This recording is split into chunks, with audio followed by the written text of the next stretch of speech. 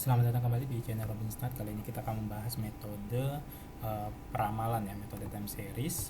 Salah satunya adalah metode dengan menggunakan yang namanya moving average. Nah, moving average ini adalah suatu metode pemulusan atau peramalan yang digunakan untuk memberikan peramalan ataupun forecasting kepada periode yang akan datang.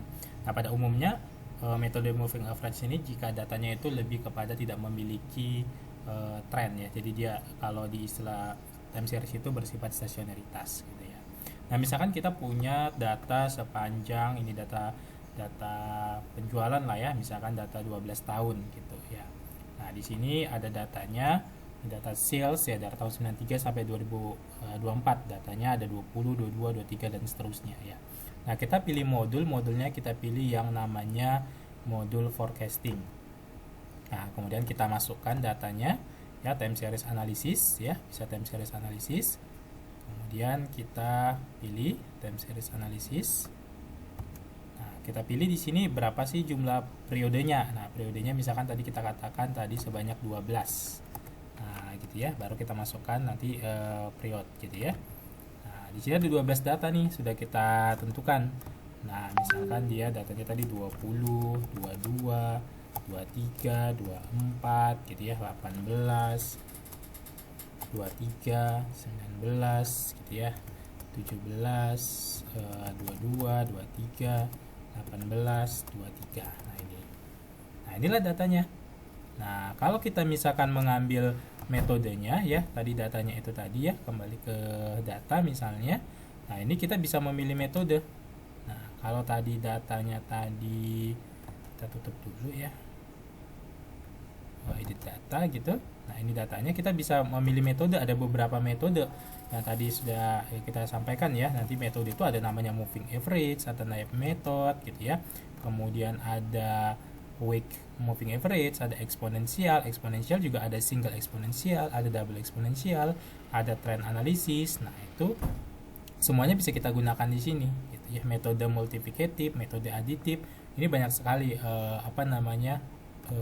opsi-opsi yang bisa kita pilih. Nah, misalkan kita pilih moving average. Nah, ya kan, tinggal kita kemudian kita menentukan nih berapa periode yang akan ini moving average-nya mau berapa periode nih. Nah, misalkan rata-ratanya 3 atau rata-ratanya 5 moving average dan segala macam, itu bisa kita tentukan di sini ya. Kemudian kita solve. Nah, inilah metodenya. Nah, metode yang kita gunakan dengan nanti nilai MAD-nya sekian, ini adalah satuan-satuan errornya. Nanti kita pilih yang terkecil, misalkan kita membandingkan antar metode ya. Ini dengan prediksi dia di tahun berikutnya atau periode berikutnya adalah 21,33 gitu ya.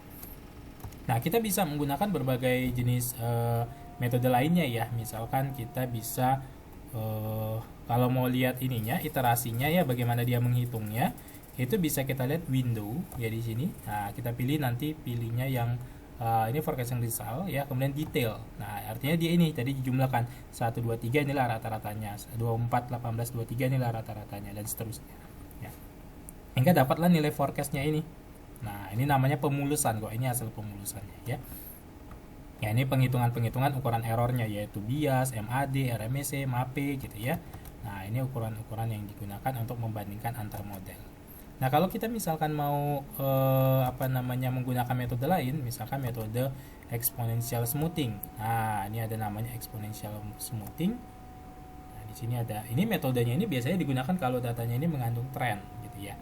Dengan data yang sama, nah kita biasanya memilih nanti di sini ada memilih alfanya, yaitu tingkat smoothingnya. Jadi bisa kita bandingkan mau alfa 0,4, mau alfa 0,5 ya. Standarnya itu 0,5 kalau mau dipakai yang di tengah-tengah.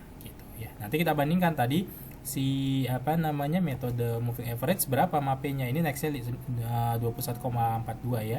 Nanti kita lihat nih MAP-nya ini 0,15. Nah, kalau tadi metode moving average berapa, nanti kita pilih yang dengan nilai error ini, MAP, standard error dan seterusnya yang paling kecil. Nah, kita anggap yang paling kecil. Kalau mau ganti metode lagi ya tinggal edit data. Misalkan mau metode linear regression, nah pakai least square. Nah, ini dianggap si ininya periodenya itu x-nya itu adalah time 1 sampai 12 ya. Nah, kemudian tinggal kita solve lagi. Nah, jadi seperti ini nilai forecastnya. Ini regressionnya, future-nya, future value-nya ya.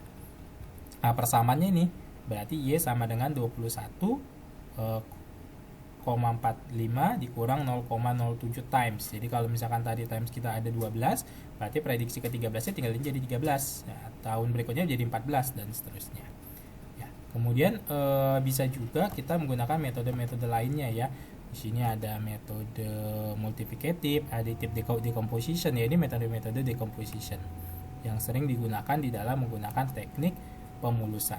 Ya, semoga video ini bermanfaat. Sampai ketemu di video-video berikutnya. Terima kasih.